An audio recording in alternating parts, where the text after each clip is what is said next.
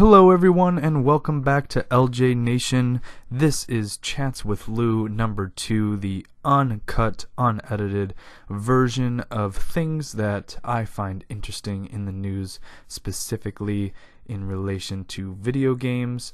We might branch out later to things other than video games, but as this is a gaming channel, I think sticking to that is probably the best. So, what are we going to be talking about today? Well, today we're going to be talking about an article that CNBC they had released back in January 26th of 2017, and the title is that Mark Zuckerberg, as you know, is the CEO and founder of Facebook, Larry Page, which is the American computer scientist, also known as the Chief Executive Officer of Google, and Elon Musk, who is the CEO of Tesla, and they play video games. So should you, is the question.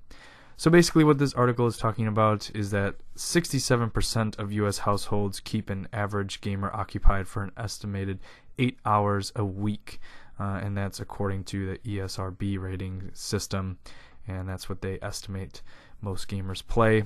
And so they're saying that video games are reported to make you smarter, help you land your dream job, and boost your career.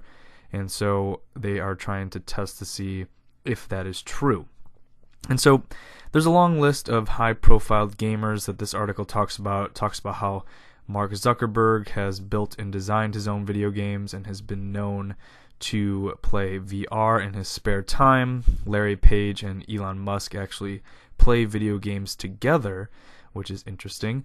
And Kobe Bryant, Justin Bieber, Mila Kunis, just to name a few, all are self-proclaimed gamers, and you oftentimes will see people who, like NFL players, will actually be playing the video game most of the time to see themselves on there, but a lot of the times they say that they're proclaimed gamers. So with such successful entrepreneurs, athletes, and entertainers alike endorsing video games, it really is no question why the gaming industry is a billion-dollar industry. Now, do these superstar people make up the gaming industry? Personally, I don't think so. I think regular consumers around the world make up the gaming industry, but it is interesting that these high-profile people play video games, because if they are supposed to be the smartest and greatest of our nation or world, if you will, they're, all the studies that say that they're so harmful to you, well, if they're so harmful to you, then why are they playing them? So the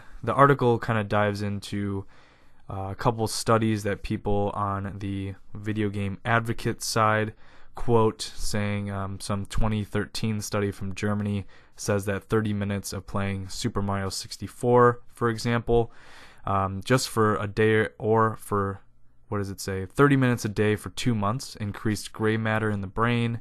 And a British study claimed that strategic games like StarCraft can increase a player's brain flexibility. And so other studies even suggest that video games can help people manage symptoms associated with mental illness, stroke, and even autism. Now, experts are far from unanimous in this whole decision, and I just want to say something about studies in general. I am a big advocate of taking everything with a grain of salt. A lot of times when people quote studies, they often read into the study and then take what is best for their argument and pull it out of that study and then say, well, this one study says that video games are healthy, or this one study says that video games are dangerous. So take everything with a grain of salt. Don't necessarily go looking for information that just backs up your own beliefs. You should really know the information on both sides, and I will be the first one to say that I am just reporting this here, and I will give my opinion in a little bit.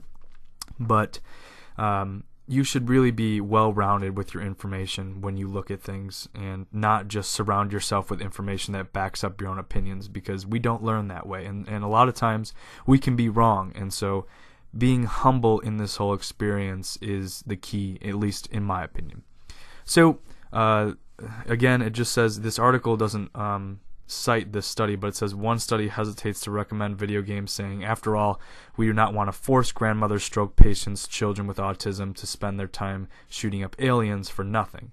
And I would happen to agree that if there isn't scientific evidence, then doctors aren't going to back it up. Now, do I agree that the evidence isn't there?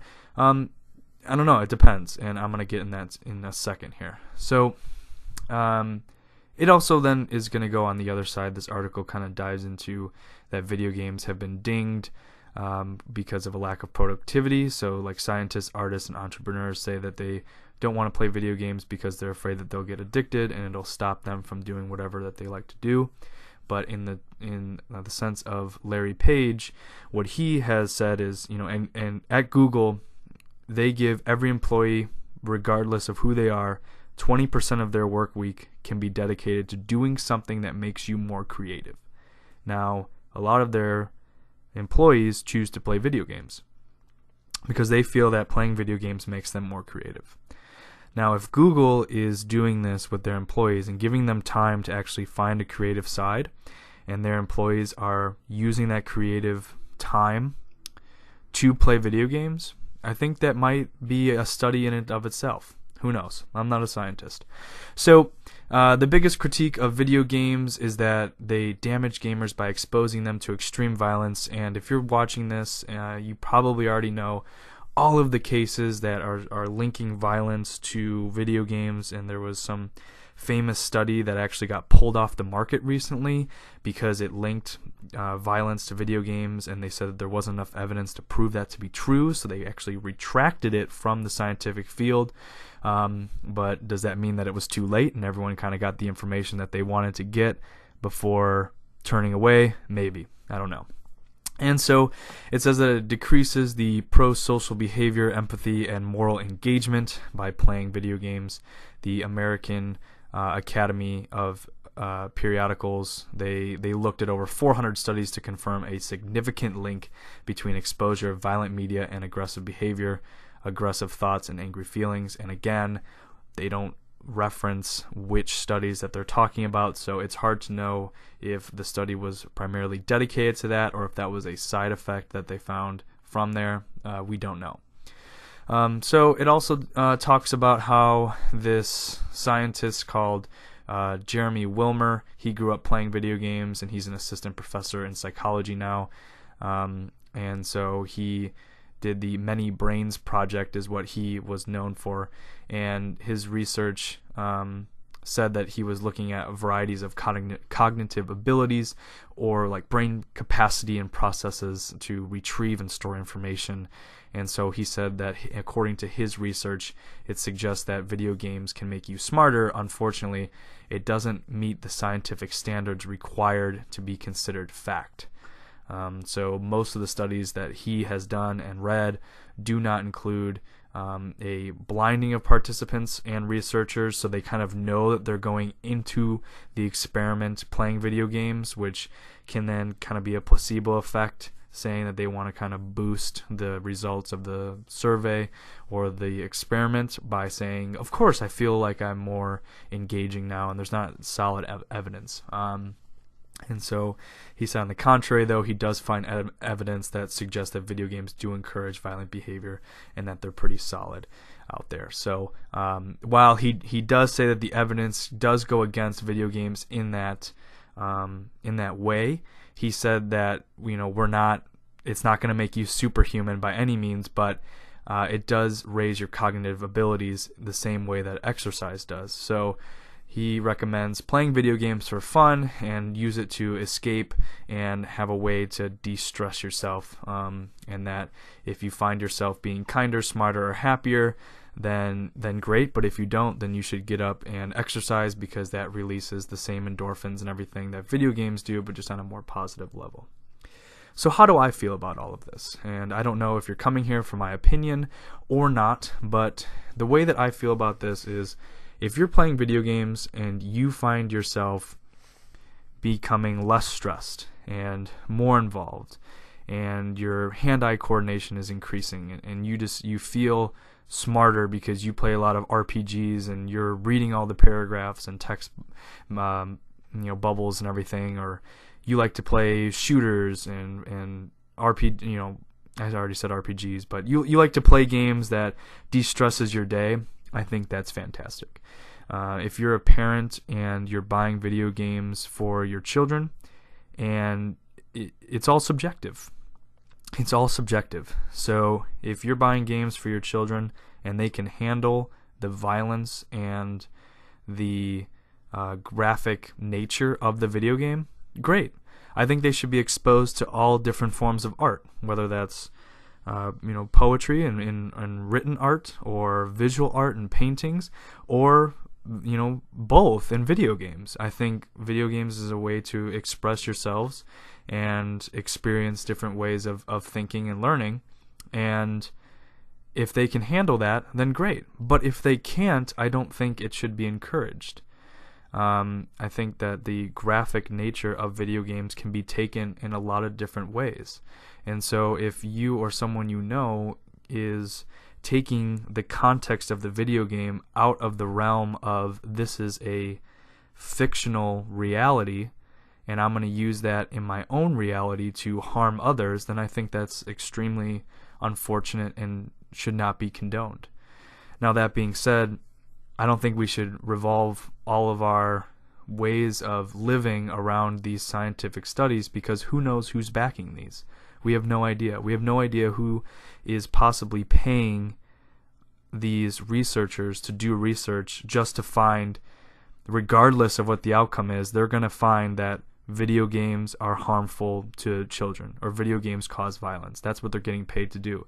And we don't know if that's the case. And maybe there is solid evidence out there that is coming from a nonpartisan third party that is just throwing money to this research just to prove either way, for or against. I don't know. And that's because these studies don't say so. So my own opinion is, if you love video games and this is what you love to do, then play them and relax and enjoy the video game culture and atmosphere.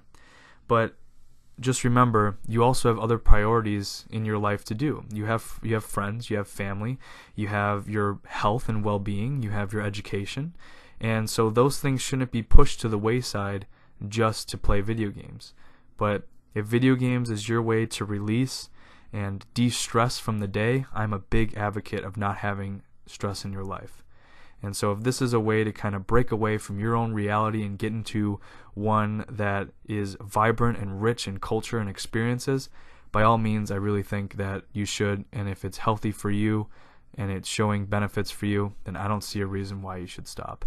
And if Mark Zuckerberg, Larry Page, and Elon Musk are finding that video games make them more creative, I don't see why it's going to make me any less creative. So that's my opinion. But again, I'm just one person, so my opinion could be completely false, and who knows, this is just one article written. I just thought it was interesting, and I would bring it to all of you in Chats with Lou. If you agree with me or not, leave a comment down below. Let's get the conversation started. Do you play video games to de-stress? Do you find yourself go into video games when you're happy or when you're sad, or just to be more creative? Do you find yourself having creative ideas and thoughts when you play video games?